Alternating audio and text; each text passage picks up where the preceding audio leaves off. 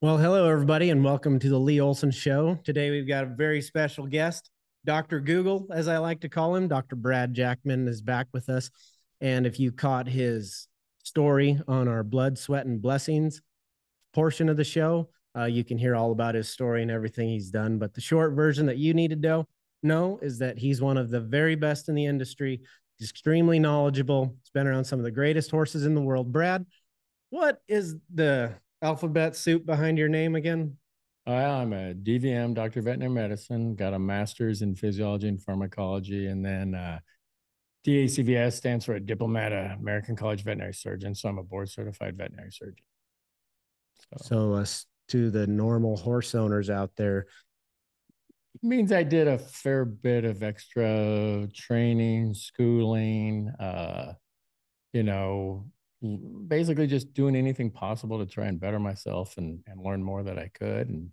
And then try and do everything I can to help the equine athlete or the equine in any way, shape, or form. So, well, that's awesome. And speaking of that, one of the things I've always loved about you, we both kind of have the same mission statement. We love horses and we're just here to help them. And this portion of the show is completely devoted just to that. So we're going to just pick some topics. And today we have picked negative plantar angle.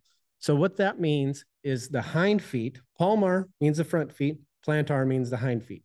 So we have noticed, both of us in our businesses, what would you say? Would you call it an epidemic? I would call it an epidemic. I mean, it's not an epidemic in the way that, oh, especially because of COVID and all, we think of infectious disease and so on and so forth. But epidemic means it's just widespread through the industry, and it's no doubt widespread through the industry. That it's becoming an issue that we see extremely commonly. I mean, I wouldn't doubt if I saw it at least once a day in my veterinary practice. Absolutely. And so maybe more. And it also skirted throughout the entire equine industry. So it wasn't just quarter horses. It wasn't just thoroughbreds. It wasn't, I mean, we saw in the hunter jumpers, the dressage, the rodeo horses, the reining cow horses, race horses, you see it in to a large extent. And so anytime you have something that affects that many horses throughout the entire industry, yeah, it's an epidemic. Absolutely.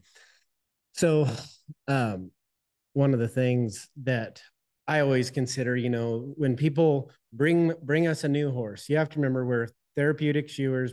People bring us horses for lots of reasons, but a lot of times people will bring you the very hardest horse to shoe, in my opinion, and that's the one that isn't working great, the underperforming performance horse. And personally, that's my favorite horse there is to shoe. The lame ones, the really lame ones, the hospitalized horses, they're actually kind of easy, really, because it's like this big smoking gun. Like, this tendon hurts. Shoe for this package. Boom, horse is better. We're all heroes, right? Well, when you've got this horse that's making everybody scratch their head, a lot of times, in my opinion, it can be this. So the take home message to me would be is that if you have, tell me what you think about this, Brad. If you have kissing spines, if you have an SI problem, x-ray your horse's hind feet.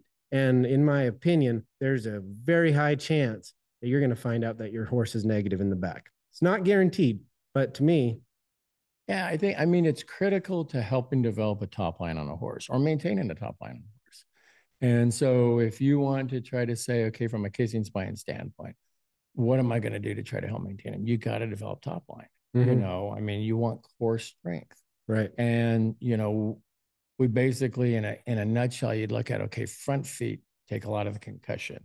Right. Hind feet that's the propulsion. That's where the power comes from, or in the hind end. Mm-hmm. And then the hind feet are part of that deal. And so anytime you're starting with a foundation underneath that engine that runs this thing or propels this thing, you want the best foundation under there you can, or you're likely to have problems. And you look at them a lot in fixing horses, and I did too. But I also looked at negative plantar angles a lot, and I'd see it like in pre-purchase exams and other things like that. And I'm like, okay, well, we don't really have a clinical problem yet. Right. That's the pertinent word, right? Yeah. So if we can do anything to help prevent developing a problem, why wouldn't we? Right. Absolutely. Yeah, for sure. So to me, that's always the tough one is like, that's why I absolutely hate. I don't dislike it and I don't hate many things, but I absolutely hate shoeing on the road while Jamie's rodeoing because you'll run into that horse you just described. You'll run into a horse that I see a vision of this animal just dangling off a cliff, and I'm going to go shoe it because the owner thinks there's absolutely nothing wrong. So don't change nothing. And all I see is liability everywhere. Sure. Two, I don't even want to do it anyway. It's hard. I'm used to having a shop. I got all these tools I got to pull out. But the take home is like, I know your horse is negative and I don't want to even be a part of anything that's going to go downhill. So I think, I mean, I agree with you 110%. And I think, but what we need to do is we need to explain what negative is. Right. Because not everybody out there is going to understand what negative is. So explain it to me. Well, I mean, so a negative angle basically is that when you look at the coffin bone in relation to where it is within the hoof wall, okay, right? It should at least be, if you say that the bottom of that coffin bone is parallel to the ground, right, then that would be what we consider a neutral angle. Would you also call it that flat? Coffin bone? Yeah, it'd be flat. Okay. And then if you have a positive angle, then the toe will be a little lower than the heel. So it's raised up a little bit. So more like a higher heeled shoe type thing or something for people or that type of thing. Negative means that the heel is lower than the toe. And so, and in reality, there are some horses that you can get by with saying being neutral or flat. Most of them should be at a positive angle. The degree of that positive angle is going to be determined a lot by the conformation of that horse, or almost exclusively by the conformation of that horse and the foot growth. But there should never, ever be a horse that's negative angle. So do you get caught up on the angle, the percentages, the +4, the 52-degree angle? What do you have anything in mind that is your baseline that or is desirable, or do you just look for that horse as an individual and you just want to try to get him positive? Yeah, I mean, there is no ideal angle on a horse. Amen. Thank you horses. for that. Thank you. There is an ideal angle for each individual horse. And if you look at it, it's all going to be determined by the slope of that pastern. Steeper pastern horses are going to have steeper foot angles. Longer sloping pastern horses are going to have a little less, angle to their foot. And then if you're actually conformationally, you're looking at a horse, you stand them up square, you look at them from the side, and their pastern angle on their front end will match their shoulder angle. Right. So if they're a steeper shouldered horse, they're going to be a steeper pastern horse. They're going to be a steeper foot angle. So I think, from a very basic standpoint, yes, there's some definitely, this is an ideal angle for this horse. Okay. And then there's some other angles I think they should parallel each other, right? So that pastern angle should pretty much parallel the front hoof wall angle or dorsal hoof wall angle. Right. But I think a lot of people ignore this, but in reality, your heel angle on your foot should also match that angle. Right. And so, we can have low heel horses, but we can also have underslung heel horses and all these different aspects. But, so it varies from front to front or from horse to horse, but there is an ideal angle for that particular horse. Right. Okay. So let's move on. Your answer to it doesn't have to be of a specific angle because horses are individuals, right? Sure. Yeah. Sure. I could get behind that 100%. Yeah. The one thing that I really dislike is that when we do run into a negative plantar angle, right? The vet might say, put an open-heeled wedge shoe on him. And to me, that is one of the hands down worst things you can do. It's like a temporary fix. Yes. Did you fix the bony column alignment? Probably. But what I've found though, is most of these horses that are negative behind on the hind feet, they're there because of heel failure. Sure. 90% of the time. Sure. Yeah. Maybe more. That's being kind of. Well, and I think, genetically we're darn sure breeding horses that absolutely, that grow less maybe less hoof on the hind feet, but they're definitely growing less heel than they used to in the past. For sure. But I mean, I would think that there's a few key things people can, they could leave this podcast. They could go out and they could get somebody to kind of stand up their horse kind of pseudo square on a fairly flat piece of ground, stand back and look at that horse. Mm-hmm. And there's a few key factors that they could see, hey, is this happening on my horse? And if I see these, chances are there's a really good chance that your horse has negative angles. What would that be? The first one for me is the front hoof wall, the dorsal hoof wall. Yeah. Okay, so that hoof wall should parallel the pastern, and it should, in essence, for the most part, all the way from the coronary band down to the ground surface, other than we might have rolled the toe just a little bit or that type of a thing. Okay, there you go. But exactly. So just parallels right down. So if you can see what I'm doing right now, I'm just showing you. But the take home that Brad's saying is you're trying to see this horse without an x-ray. So this is ultimately what you're saying, right? Yeah. And the reason why you're saying that is because that means that the bony column alignment is lined up. And if the hoof wall is not, say, like it's tipped out here, well, what that would mean is that the horse is flat or negative, such as that, correct? Right. And then if the heel's too low, they're negative, then all they're going to do is grow more and more toe out there. Right. And so what happens is if they're, and you can see some negative angle in barefoot horses, and you can even see a little bit of a bull-nosed dorsal hoof wall in a barefoot horse. Right. Because they're just rubbing their toes off as they're breaking over. But in general, if they're being trimmed, shod, and you have this bull nose, then what's happening is you can't leave all that extra toe out there. Right. So what do the people do? They, instead of saying, well, I'm going to be just trimming this from the solar surface and working my way around and getting up to there, they start rasping it from the top down. And then pretty soon, you stand that horse up and he's got this real rounded bull-nosed appearance to his front hoof wall. Yeah. So on that topic, I don't know if we talked about this or not, but last year when I was at the International Hoof Care Convention or International Hoof Care Summit in Ohio, Ramon Batella, I think his name is. Sorry if I messed your name up there, but he's an awesome vet farrier in Costa Rica.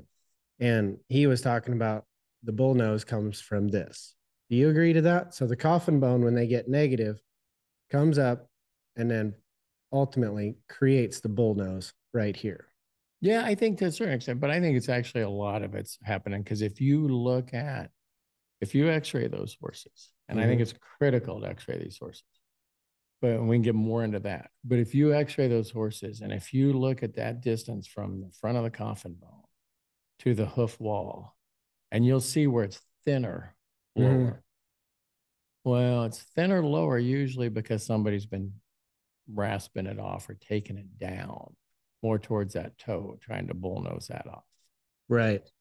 So I think some of it can be related to, I mean, let's face it. I mean, anytime you start changing angles like that and you start lowering that heel, you're likely affecting good blood flow on the solar surface and also up through that the dorsal hoof wall area as well, because that's how the blood flow happens. And it comes down the back for the most part, comes underneath and then back up to a great deal.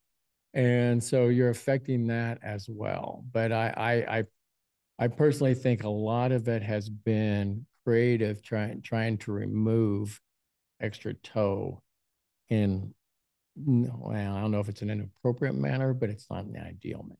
Right. Well, to me, as a farrier, what I've run into on these horses is a lot of times they'll say, this horse has so much toe. He has so much toe. Right. And then you x-ray him, and then there's no depth literally at all at the rear part of the coffin bone. Right. But the toe is long. Okay, so you take a little bit off.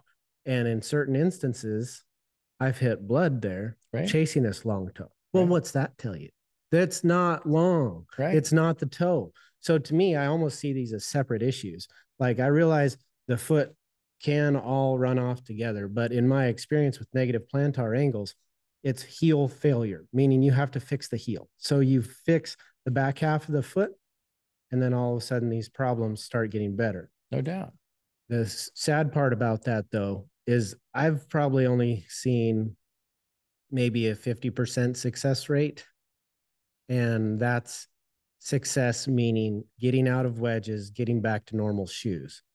And in my opinion, I think the reason is because this horse was born that way.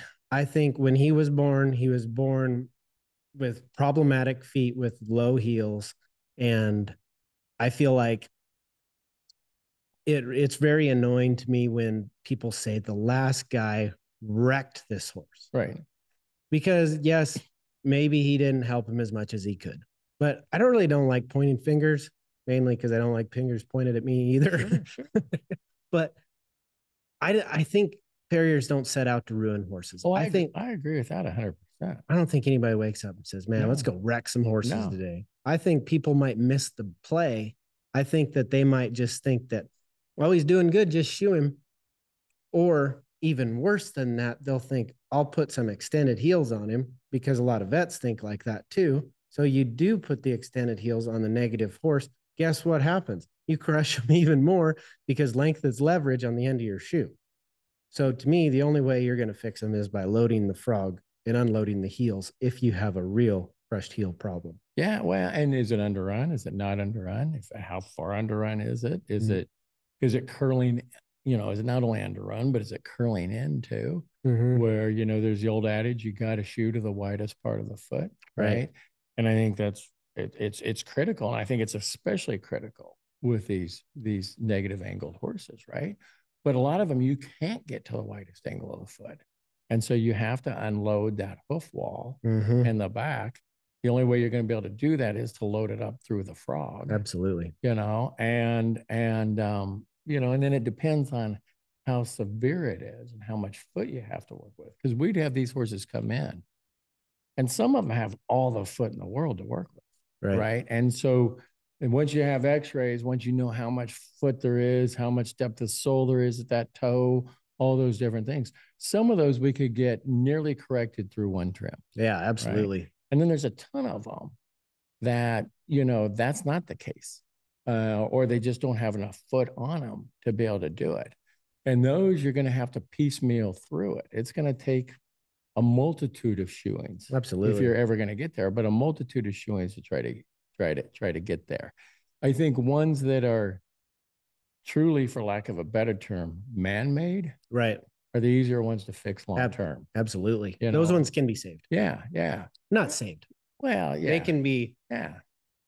I hate when people say fixed, but when they can be fixed. You can get them. You can get them to where they can trim like a normal horse. Yeah.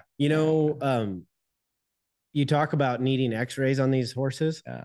Well, I'll throw you one more here. So I think everybody needs to realize right now, though, that you're retired. Yeah. So you're not benefiting in any way from this. Like vets with x-rays, to me, like maybe it comes off wrong to you, but it is one of the cheapest forms of insurance, in my opinion, that you could ever get, especially if your horse you're making money with them. But I mean, even if he's your hobby, I mean, you could save yourself so many future problems, and not maybe years at the end of his life, maybe less injections, by just knowing what's going on. Well, I mean, and I look at it fairly simplistically. I mean, in that, and we know there's very few absolutely ideal, footed horses out there. What? Where they're absolutely the same size foot, very well balanced, between the left and the right, between the fronts and the backs, between the toes and the heels, all the way around, that type of a thing, right. As we have bred for athleticism. Right. And anytime you start breeding or selecting for something, the athleticism, the disposition, what color, whatever it is. Right. Anytime you start selecting for something, you start selecting against something else. Absolutely. And one of the things that has been kind of a little bit ignored through this breeding cycle, where we're trying to get these best athletes out there, is the foundation, which is the foot, right? Right. And so, and So I actually look at showing x-rays as preventative medicine. Absolutely. Okay. So we always think of vaccinations. We always think of deworming protocols, you know, as preventative medicine. Right. I absolutely think, you know, annual foot radiographs will pay back tenfold, if not 1,000-fold in the long term on the longevity and ability of a horse by helping keep that horse balanced. Now, if I have a horse that wants to grow really crooked, annual's too long. Absolutely. I mean, I might be x-raying them quarterly to try and make sure they're staying good. I mean, you know, who knows? But it's damn cheap insurance, right, to be able to know exactly what's going on inside. Because, you know, as you know, I mean, the hoof wall in and of itself sometimes lies to you. No, angle yeah, wise, right? For sure, yeah. So you can sit there and look at a foot and say, I think that's a pretty well balanced foot. And then you x-ray and you're like, man, this thing is way out of balance. Right. Or vice versa. Right. You can look at a horse and think, God, you know, this horse is pretty out of balance. I think he's going to be high on the inside, outside, whatever. And then you x-ray him, it's like, no, he's actually pretty dang well balanced. It's his coronary band that's lying to us. Absolutely. And so the only way I know to prove or disprove it is radiographs, x-rays. I couldn't agree more to that. As you know, I mean, we've worked on a lot of crazy stuff here, and you'd think that I would be able to visually recognize a lot. And I've heard lots of farriers brag about their eye. I've seen lots of people say that, you know, I can tell you exactly where the coffin bone is. And I've always been kind of like, huh. But as I'm getting older and worked on a lot of horses, crazy horses to boot, I can't. I mean, I can come close a lot of the time, but when someone drives you a horse 6-8 hours, they're not interested in getting it kind of close. You know, give me your best estimate. Yeah. Hey, we're going to shoot him 3 to 4 times. And I trial and error, we'll have your horse maxed out in 6 to 10 months. So yeah. That ain't never going to work. No. So that's why we teamed up with the local veterinarian and we have an x-ray, because this is what I would like you to take home to be. X-rays are important. Yes. Crucial. Yes. But if you want your farrier to be successful, take your horse wherever you got to go, wherever your farrier can meet you with the vet, and get some x-rays taken, because you're just guessing. Like if you're looking at an x-ray from 6 months ago of the horse, was the horse long? Was he just shod? Was he long? Was he mid shoeing? You don't know. So that's why what we do is we take the shoes off or we'll x-ray them, take the shoes off, then we'll x-ray them, trim them exactly how we want to, and then we will make a plan. Because if you make a plan before that, you're guessing, in my opinion. And I am not a fan of guessing. Well, and there's some horses, I think you got to trim them. And some of them you'll x-ray them again. Absolutely. Right. Because you're like, hey, you know, I mean, there was some balance issues here. I don't know if I got it all corrected or I got close, or, you know, there's more to do. And now I need to know, do I still have enough sole depth, foot wall, whatever, to still be able to continue to work on this, or know that, you know what, I mean, we got to come back for round 2 in 5 weeks. Absolutely. And that reason right there is why what we do here is it's just a total base price. Like we're going to take as many pictures as we want to, and it's going to cost you the same amount. And the point is that I think every veterinarian that works with a vet should have a program like that, where it just encourages more, like vet or shoeing x-rays. They should just have a package, and to where it's like $100 a pair or whatever, pick your number. Yeah. But the thing is if you could encourage your farrier to just take as many pictures as possible, I'm not talking about wasting money. I'm talking about, do you love your trim? Because it's very easy to take an x-ray. So many people come here and they say, oh, I got you x-rays so that you can do a good job. And with their best foot forward, and they're just trying to be nice and help their horse. Well, thanks. But as soon as I trim this horse, the deal's off, because this horse wasn't trimmed ideal. Let's say that, or this or that. Right. For that horse. Yeah. So then you get done shoeing them. How do you know it worked? Yeah. So that's why I just think that after trim, after shoeing x-rays, are crucial. If you want to save time on downtime, if you don't care if you get to ride your horse, it don't matter. Yeah, but I mean, we can talk to the owners this way and this, that, but if we're truly looking to say we're going to try and do the very best for that horse, right? I don't care for whatever reason, performance, just I want the horse to be as comfortable as possible, whatever. Nobody should ever be scared of foot x-rays, right? And if anybody says, I don't need x-rays, or if anybody sits there and says, well, we could do the x-rays, but I pretty well know what's happening here or what is that. I'm telling you, you only truly know what's going on in that foot if you do the radiographs. Absolutely. And, nobody should ever be scared of trying to gain as much knowledge about something as they possibly can. Yeah. And this is easy knowledge to get. Absolutely. And I think it will save a lot of money in the long run, because you might be able to prevent some lameness issues and that type of thing. And it can be money in the fact of, okay, well, money in trying to treat a particular lameness issue or diagnose a particular lameness issue, or just the fact of time off. If this horse is going to need more time off, it's at different times. And, time is money. Absolutely. And if you have time off on a horse, that costs. And so I don't,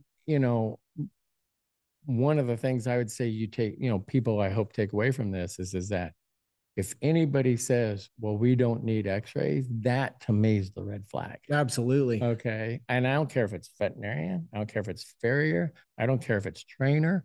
I don't care who it is. You should never be scared of more knowledge. Absolutely. And it sounds crazy if you're listening to this, but I promise you there's people out there that will tell you that. And to me, it's just mind blowing.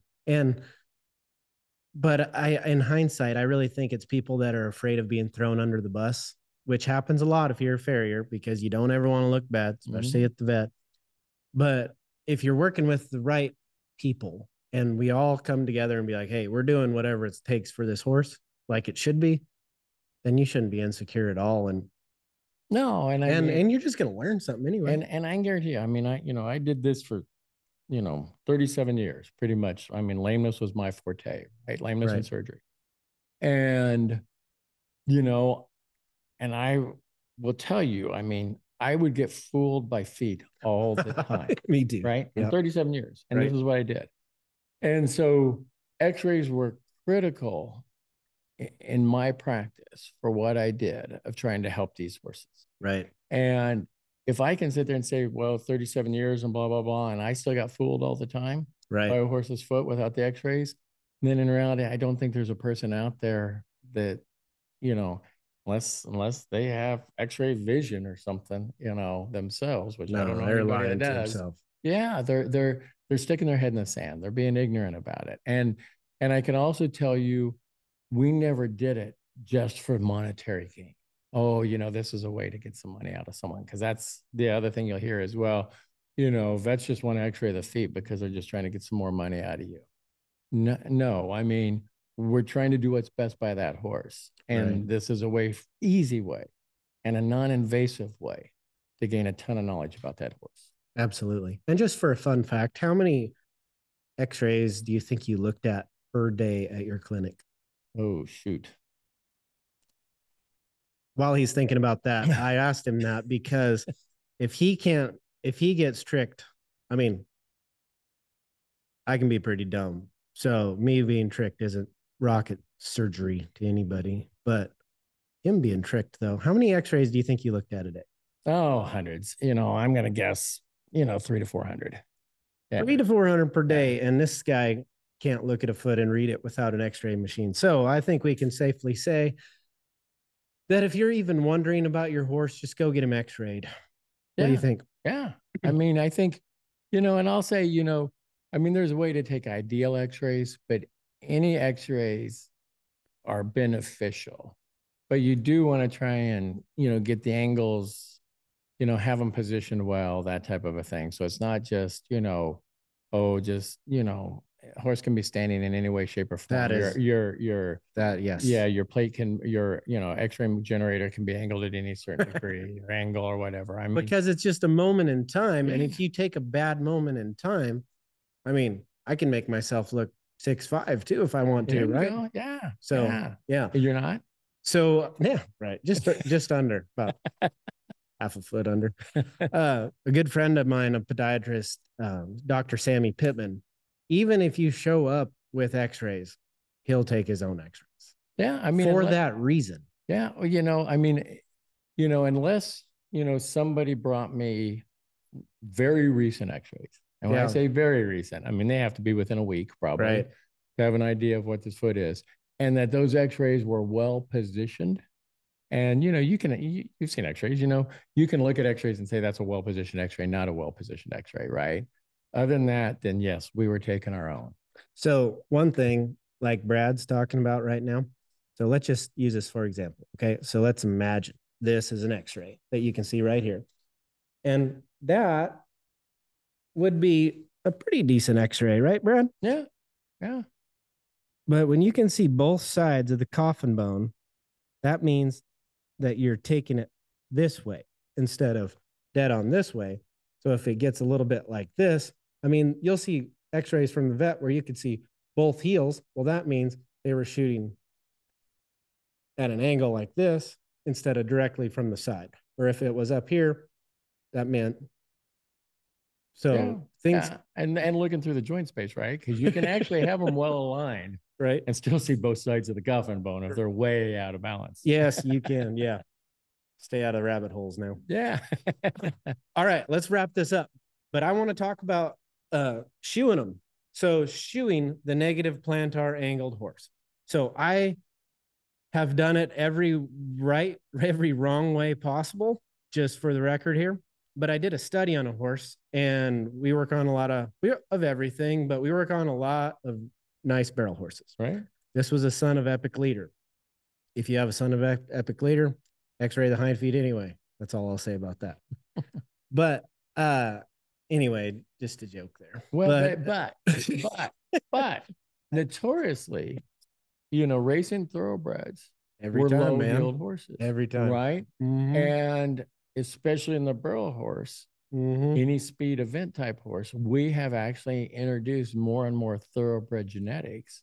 Because they're faster. Yeah. And it's a race. And it's a race. And they're faster. But we're also throwing some other things at them too, which is these are horses that don't want to grow as much heel. Yeah. Speaking of throwing things at us, I'm sure all the quarter horse people are throwing things at us right now. Who knows? But anyway, so when we're shoeing these, so this son of Epic Leader actually did a study on him because I've been shoeing him for like 4 years now. And at the time, he was negative, and I mean bull-nosed, and we weren't rasping it in there, is why I kind of believe what Ramon was saying about the coffin bone rotating, tipping up, and then the wall kind of rounding around it, creating the bull nose. So that makes me kind of think that might be a thing. But I got into rockers on him, and you know what? I got him sound and kept him sound, and I was alternated between huge Frog Sport wedge pads, full pads. Like this is his. That was a lot of stuff on this horse's foot, right? And he did pretty good in that, but he didn't feel right in it, right? So the owner would say that, yeah, he's sound, but he doesn't feel right, which is very real. I'm not making fun of that, because the short version is like, if they can't run them, it don't matter. So I switched to rockers, and my buddy Sammy Pittman, he's big into that, and he does a great job. But what I found on that foot is definitely could have been user error, but I could get the horse sound to where the coffin bone was at a positive angle and the horse was doing good, but the hoof capsule still looked undesirable in the heel, especially. Yeah, but the whole hoof, just looked upset. Yeah. So what I did is, believe it or not, we've already kind of fixed the problem, right? So now we're kind of in the management game trying to get this hoof capsule lined out because the horse has been doing good. Build as good a foot as you can. Yeah. So we ended up toe clipping it with we alternated in 3D wedge pads, and those are better than the full pad because the toes cut out. They were designed for race horses. So those are better. But we went to a leather wedge pad, which is just a very slight pad wedge. And man, those hoof walls, I don't think anything comes back a hoof wall anyway as good as they do in leather. And since then, I don't know, maybe once a year we have to go to a 3D pad just because they're a lot more rigid. They're a little more firm and a little bit more wedge. So tell them why'd you do the rocker? Because they didn't do as good in the frog support, all the package on the bottom of the foot. Yeah. So I was trying to get to where an open heeled shoe could be put on there so the horse could perform better. Right. But the problem is, I touched on it earlier. I absolutely hate the wedge shoe, even on the front foot, but on a hind foot, because the foot already wants to collapse at the back half. So then you're going to make the frog even farther from the ground by putting this wedge shoe on, giving the frog even farther to go. So now if you take a picture of that horse from the very back, what you'll see is this horse just falling through that shoe.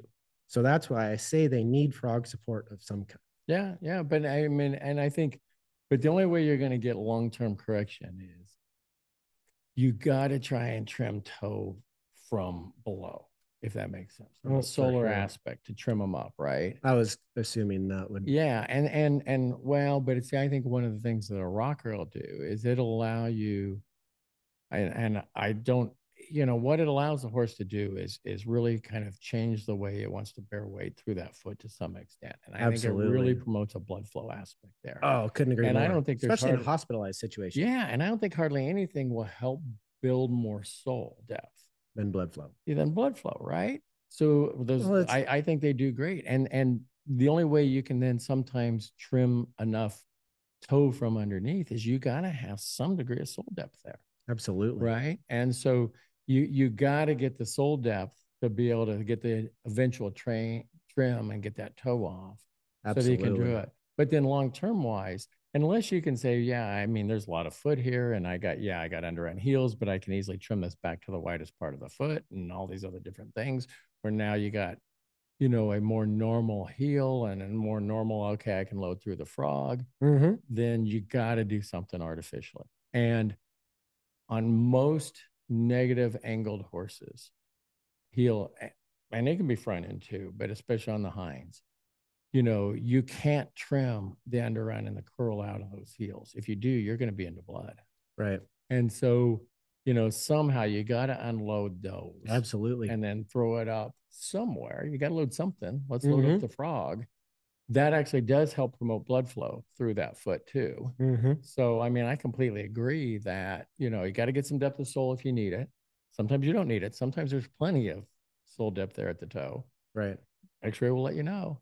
Everybody talks about sole depth and most of the time they're talking about like an over trimmed horse, like, oh, he doesn't have sole depth, right? So everybody's looking at the toe. But what I've found out on these horses is that I can know immediately if they can be helped with just a trim or if they need something else by looking at the depth at the back of the coffin bone, right over the wings. If there's depth there, you got a chance. Yeah. If there's not, you're going to have to do something. And the way, what I tell them is that it's like a prosthetic.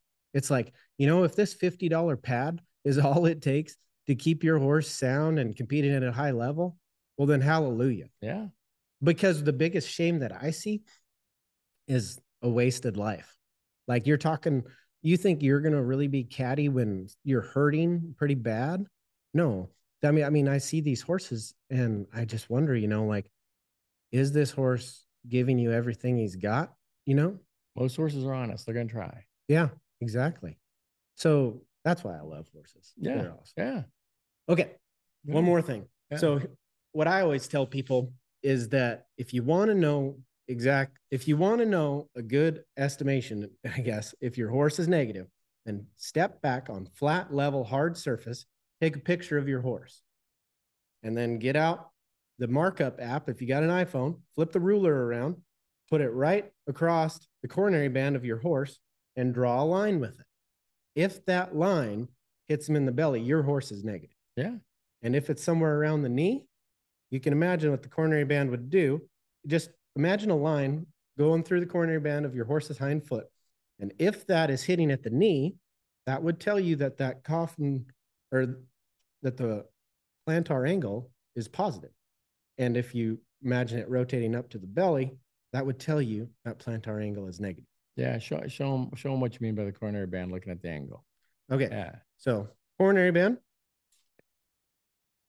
So the horse is standing there on the ground like this. This is a front foot, but we'll pretend it's a back. So this is what I'm talking about. So you could tell if it's shooting lower, this horse is going to have a more positive angle. If it's lower in the back, it's going to be negative. And you could tell that by just right here. And you do want them standing fairly square, right? Yes. So if the foot's way up underneath them, it's going to change it a little bit. If it's way behind them, it's going to change it a little bit. But yeah. Won't change as much as you think, but yeah. So next question, wrapping this up. Do you think, this is a personal theory, but what I've always thought is that the deep flexor is taking the biggest strain right here, right? Well, yeah. I mean, it's taking a huge strain. Okay. I mean, because it's a propulsion, navicular bone and concussion and those things don't play near as a factor. But we'll see it in the joint. Oh, for sure. But hang with me here. Okay, so this horse is negative in the hind feet. Yeah. His heels are dropping. Sure. The deep flexor is getting tighter and tighter and tighter. Yeah. And as that deep flexor runs up the back of the leg, it ties into 4 muscle heads, right? Yeah. Okay.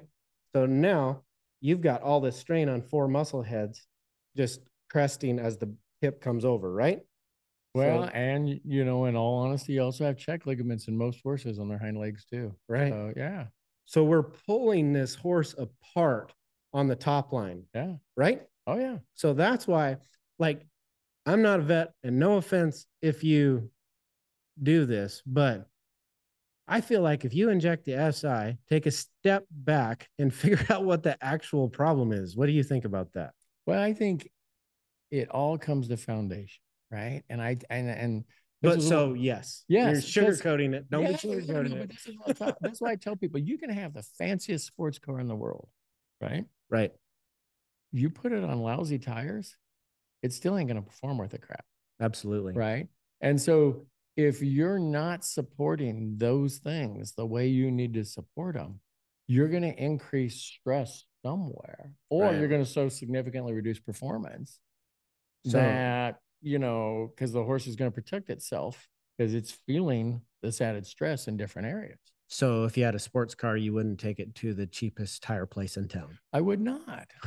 And I would not try to go race it on the hardest course possible without ideal tires. So maybe have a little go through, check it out. So I mean, it's just so yes, they will pull themselves apart with negative plantar angles. Well, and it's not just about the angle, it's about the whole horse. Here's the other thing. I mean, as and I'll say, like, in the first half of my career, I hardly ever saw hindfoot lameness. Occasionally. Right. But I hardly ever saw hindfoot lameness. And as my career went along, I saw more and more hindfoot lameness. And I mean, I could literally block out their hind feet and make these a whole new horse. So did you not see it in the first half? I think to a large extent, we were building a better horse back then. I think we had less issues because we had better footed horses. I see rabbit holes everywhere. And the other thing is, again, this is one of the reasons, and if they listen to the other podcast, was I always looked at my horses on hard ground and soft ground. Yeah. Because one of the other areas the deep flexor tendon, huge stress. But these horses will literally just bruise the tar out of their heels doing it, but they're bruising themselves internally. Absolutely. It's the bone coming down doing the bruising. Absolutely. And you can look at them on hard ground, and then you can take them to the arena and look at them, and they will look like 2 completely different horses. Absolutely. And that is just how uncomfortable they are on these hind feet. Well, let me ask you this. How many horses do you think stop working as good because of negative plantar angles and don't show that they're unsound? Oh, a lot of them. Yeah. A lot of them. Absolutely. Yeah. I mean, so if you wait until your horse is broke down, he was probably screaming at you for a year, huh? Oh, yeah. No, and I think that's the thing is people don't recognize it because on most of the time, most people don't ride them on hard ground. And so they aren't showing up, this, extremely choppy gait or something like that. And then, or we'd have horses come in and they're like, yeah, this horse is lame. And, they just knew he was lame up front. And I'm like, well, I mean, but this is what I see. And he's laying behind. He's laying way more on the hard ground than the soft ground. I'm going to start by blocking his feet. Yeah. And if I block his feet, it makes him an all new different horse. Yeah. I mean, he may have some little bit of issues, inflammation somewhere, but if I don't fix his feet, I'm not going to fix this horse. And then I also think about, okay, how much do we try to compensate for pain? Absolutely. And if they're changes painful their stance with every flipping step they take, mm-hmm. Well, compensation is going to be throwing stress somewhere too. Absolutely. Whether it be SI, whether it be through the back, but you won't, if you have, and this is one thing I will say is that if you have two aspects, if you have a horse that won't develop top line, if you have a horse that is loose in the stifles, if they have a negative angle behind, you won't get those other things corrected without correcting the feet first. And they may need some more help getting things corrected. Amen. But also may be the only thing they need. You correct angles on the feet, the rest of it resolves.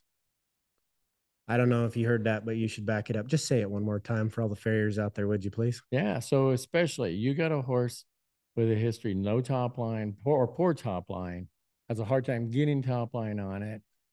Horse is in good condition otherwise, or a horse that's loose in its stifles, so catches its stifles, slopping the stifles, doesn't want to hold a canter lead, those types of things. You need to really look at foot angle. And if you're negative angle at all behind, yeah, I can do some stop gaps to get a slight bit of improvement for a very, very short period of time. But if I don't correct those angles, I won't ever fix this horse. Okay. Break this down, simple style, not pointing fingers, but let's say your horse is a barrel horse. And what would you think would be a common warning sign of this horse saying, I've got negative plantar angles? Well, I mean, in some ways, in the run. Yeah, I think there's a lot of them actually. One is your time may just fall off, right? They are not going to extend through their stride like they normally would have because of the way their angles are. I think you can have horses that when they go to turn those barrels, that outside leg goes in a tremendous amount of extension. So if all of a sudden you got a horse that used to run around real smooth and now all of a sudden you're noticing the horse kind of dog paddling behind, both feet together, that type of thing, that's a horse that's reluctant to push off on that outside leg, or all of a sudden is going wide around a barrel. Those to me are some key things that says, you know what? I mean, I'm having some kind of a hind end issue. Right. And it could just be related to the foot angles. Absolutely. Anything else? Smoking gun? Oh, I'm sure there's something else. Okay. I want to talk about that real quick. So one thing that ends up with a lot of horses dubbed hind feet off is because the owners are saying it's got so much toe. Right. And yes, you are right about the rockers, because like anything, putting a rocker on correctly is a lot different than putting a rocker on and not knowing what you're doing. Sure. So if you're going to play with it, make sure you've got somebody bad to the bone, because to me, I thought I knew what was going on and I messed it up several times and got lots of help before I could finally get it. And the short version is that your rocker has to be way back, clear back, like at the wings of the coffin bone is where it starts. And you just want to preserve as much depth there as possible. That's the one shout out I'm going to give you. But the other one is stop chopping their toes off. You have to stop dubbing them off to where then that horse goes to push, the toe's gone, and now he slips. There's no traction. So if that horse actually has a toe behind, meaning right here, when this horse digs in, he can actually push off. The hind feet are for propulsion. The front feet are for turning. So horses on the hind feet, in my opinion, don't really need mechanics. What do you think? Yeah, you mean as far as I'm not saying you're going to talk me into putting this big rolling rocker. Well, rocker is even fine if it's correct, because a hind rocker is not like a front rocker. Correct. So two very different things. All I'm saying is that the hind feet need their toe. And if you don't believe me, research any racehorse. They say 3 to 4 strides, the heels won't even touch the ground because the horses are just digging in with their toes and pushing off. Yeah, I mean, that's why they put toe grabs on them, right? Trying to get the traction through the toe. And so I mean, and then a lot of people get into, well, okay, if I have that longer toe, then I have a longer stride length. And then it's basically kind of been disproven that stride length does not necessarily equate to speed. Right. Right. And so, they were like, oh, well, I don't want my horse to break over at all on the hinds. Right. No, we just break them over a little differently. Right. We're going to square a toe or do something a little different on it. But They know breakover just means the foot picking yeah, up just off the foot ground, coming off the right? ground. Yeah. And so I mean, all these different aspects regarding it. But I mean, let's face it, there's very few horses that need, and it has to have be a very specific medical problem where we dub a toe. Right. When should you ever dub a toe? You Yeah. know? Maybe And maybe a founder case where the yeah, wall yeah, is just yeah. complete garbage. Yeah, well, or yeah, you got so much separation there, and then But you're that type of talking a thing. natural, normal performance horse. If you No, see a big yeah. dumped off toe, Yeah, especially on the hind feet, that's why I'm saying you got to trim them from underneath to here's the get rid big of red that foot flag. length. Yeah, yeah. So the dub toe, the coronary band, those are the things people could take home and say, I'll look at, and I'm saying, maybe my horse, needs to get some X-rays or something. But in reality, and then there's all sorts of ways of then when you get into the heel stuff, so once you get the toe where you need it to be and you get into that heel stuff, that's where I think the intricacies play. That's where I don't know you're going to get all the correction you want. And that's where, in some ways, well, it's just like that horse you're talking about. I mean, I think these are sometimes horses that'll do really well for a while in something. And then now I just got to change it up. I got to try something different, right. to try to do it, So, but at least you can feel comfortable that if we get them at the right angle, we're at least going to decrease stress and strain on the deep flexor tendon, the impar ligament, some of it through the coffin bone. Definitely not be pounding those heels like we need to be, we're pounding those heels. And there's a lot of things you can do. And then, you can look at, top lines and all the different things, and you can sit there and say, well, yeah, we're adding stress here and here and here. Well, in reality, you're affecting stride length, and you're just trying to make it to where it's a stride length the horse prefers. Absolutely. And don't you think he's going to build more muscle at the stride length he prefers and the angle he prefers? Absolutely. Instead of making them something that they're not. Exactly. That's why I love so much about what you're talking about. You're not tied to a specific angle, and neither am I. Like I always say, like even on our most intricate, crazy shoeing packages, we're just trying to get them where God meant them to be, like just their natural, normal self. Yeah. And that's different for each horse. But I feel like when you look at someone's horse that's winning and try to replicate that, that's very, very dangerous. Well, I'm going to tell you 30, 40 years ago, you could say, okay, I got a horse and his feet aren't being really good. Well, you know what? We're going to pull him out of shoes. We're going to let him go barefoot for a year. And more often than not, they would build a good foot back. It's not the case so much anymore. The way we've been selecting and breeding these horses, they're not ever going to build a good foot. And I mean, there's situations where, we can talk about shoes and everything else, but I mean, sometimes, we're adding composites. We're basically, building a hoof wall for them to try to get it to a more natural aspect too, right? Some of these really bad footed horses, we're basically building them a new heel with composite to try to build them back up. Yeah, they're prosthetics. The beauty is that technology is available. 20 years ago, 30 years ago, we didn't have that. Yeah, we just had to breed them right. That's why I ducked you several times in this rabbit hole. I'm going to go down it. So how come, like you talk to everybody that, let's say back in the day, 90s, even 2000s, way before that, of course. But they didn't do injections. They didn't do special shoeing if they did any shoeing. And you talk to some of the greats out there and literally zero. Well, I have a theory on that.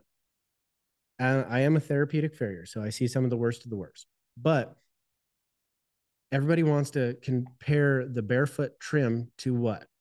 The wild horses, right? Right. Well, here's a news flash for you. You're never going to trim this thoroughbred like that wild horse. You know why? Because every horse that had feet like that thoroughbred in that wild horse's family line from here back to Jesus' donkey died. That's what happened with those bad feet. And so you do that, you know, after all these years. That's funny, but it's true. Literally, the predators didn't go just pick one out. They got the slow one. They got the lame one. And the weak one. Yeah, exactly. Yeah. So, I mean, if you had good, hardy, strong feet, you were probably pretty sound. So I think that's how we got to the really good horses. But the problem is now we've got all these amazing bred horses. I mean, you're going to talk, you've got this world-class horse. It doesn't matter the discipline. If it's a metallic cat, I've been in every industry and they're all the same. If you've got this outstanding bred mare and she goes crippled, what are you going to do? You're going to breed it. But guess what? Mom went crippled because she tore her deep flexor. Right. Guess what the baby has? Long toe, low heels. Right. Very prone to doing what? Right. Well, and that's the thing is that, you know, okay, stepping off my soapbox. You know, people would ask me like breeding advice. And it's like, you know, I'm not going to get into the breeding advices regarding, you know, oh, I think this cross is good with this or that type of thing from a foreign standpoint. But I would tell them, you know, but from a conformation, based on your mare's conformation, these are the things I would avoid. And then some things, you know, maybe to select for and trying to prevent, you know, injury, hopefully saying, well, we're going to breed a better horse out of this deal, right? Yeah. So if you start with a low-heeled, long-toe horse, don't breed to a low-heeled, long-toe horse, you know? Right. If you start with a small-footed horse, don't breed to a small-footed horse, you know? Right. And so, you know, granted, I mean, you still may get, you know, you can breed to a good-footed stallion and you still might end up with a full with a small foot. But right. But there are tendencies, though. Oh, yeah, you're trying, right? You look at certain breeding out there, and they definitely have tendencies. So I would make conformational recommendations, you know, and then say, okay, you know, now if you have one that's by far, you know, the best cross, better athlete, this and that, and it's way better than anything else that you can find that might help promote the conformation or genetics on a foal. Mm-hmm. Okay, well, I'd still probably go for the performance. For sure. And then do what you can to try to maintain that horse in the long term. But absolutely. Well, you know, that's the only recommendations I'd usually make from a breeding standpoint. Yeah, for sure. And there's no judgment here. I mean, like if I had one of those amazing bred fillies too, I would breed them. And I just know what comes with it, though. Right. Well, and then sometimes some things happen just from freak injury. Right. Yeah, and you don't want to ever discount anything from freak injury. But the problem is that they all get chalked up as freak injury. And especially what I saw in the fraternity world, no one cares because they're retired by 5. Right. Right. Well, and that's one of the curses of that whole aspect is it's a shame. It's the most inhumane thing there is. Because there's a lot of horses that we can maintain for a year or two, right? And sometimes that's all you need to do, you know, to get them through their, for lack of a better term, larger money events. And so, right, you know, get the earnings, you get more value. So it's one aspect about it that, you know, that is what's different, you know, in some other industries is that, you know, I mean, you know, there's a lot of warm bloods. They won't even start breaking them until they're 4 years old or 5 years old, you know, because those horses, they'll still be out there competing them, you know, when they're 15, 16, 18, 20 years of age, you know, versus the fraternity ones, you know. But on the aspect about that is, I mean, there's good and bad about it all. You know, I think we're darn sure breeding things. I think the other reason why we see more injuries is, you know, I also remember the days when a full training barn was 20 head of horses, you know, right. Not the case anymore. And so things are, you know, high intensity over shorter periods of time. Let's wrap this up for him. Hey, I want to throw one more thing in before we do. So we're telling you, get x-rays of your horse. Honestly, if you like your horse, just get x-rays anyway, like annual x-rays at least. Wouldn't you agree? I agree. Okay. So I'm going to throw one more curveball in here. Don't just take laterals. Make sure you take one from the front called the DP, right? Yeah. Because here's a case in point for you. We shod one of the very best barrel horses in the world. I'm not giving you any suggestions, but she's black. We have a DP taken. And this horse has been struggling for a long time. They also won 400,000 on it. Back that up. 400,000. And I think she's 5, I think. Yeah. Very young. We take that one, and this sucker's crooked. Ben shod normal, a good shoeing, but it was wrong for her, for her needs. And the lady says, who's an amazing lady, cares very much about her horse. She goes, huh, they've never taken one of those before. Right. This horse has been shod wrong the whole time, despite the best effort. Hoof lied. The hoof lied. Yeah. Yeah, because when you look at it, it's a big, beautiful, good looking, symmetrical black foot. So take some x-rays from the front, from the side, and look at the coronary band. If that is going up to their belly, you have a problem. If you have SI, you probably have negative plantar angles. If you have kissing spine, you probably have negative plantar angles. Don't blame it on your farrier. I mean, I'm not saying you don't need to change farriers or whatever. That's a different topic. But I'm telling you, these horses are predisposed to these. Would you agree? Yeah. Okay. What else you got for them? I mean, that's just it. Don't be scared of information. Don't be scared of knowing, you know, as much about your horse as you possibly can. And the x-rays will do that. What about the warning signs? That's the biggest fear that I have. I love horses, and I don't like to see horses struggle. And when you have a good horse, good horses don't stop working for no reason. No, try to find a reason. I mean, it can be all sorts of reasons, right? It can be musculoskeletal, it can be respiratory, it can be all sorts of different things. But you don't know without investigating, and you need to investigate it to try to know. And, you know, and certain people have certain skill levels doing certain things. And so, you know, my point is that, you know, if you're, the other thing I'd say is if you're not happy, and I was never scared of anybody seeking a second opinion, you know, from me, I'd encourage it, you know, and we would do anything to help them. We'd send what we knew and our information anywhere, because our goal was to make that horse better. Absolutely. And so, you know, if things aren't proceeding as you want them to, or it isn't going well, look for another option. Absolutely. You know, and don't feel guilty about it. Got to be your horse's voice. Yeah, you got to be your horse's voice. You know, if you know there's something wrong, you know, and in all honesty, I mean, I would be amazed that, you know, we would have some clients come in and I mean, they'd be like, yeah, I just know there's something wrong with this horse. Couldn't pinpoint anything about it. And 95% of the time, they were right. There's something wrong with this horse. That's some of the, that's something I'd like to say. So when you're trying to figure out what's wrong with a horse, feedback from a real horseman, I'll take that every time. You bet. If I have to pick that over x-rays or anything, I'll take it. Because say if someone tells you every time on the first barrel, this horse does this.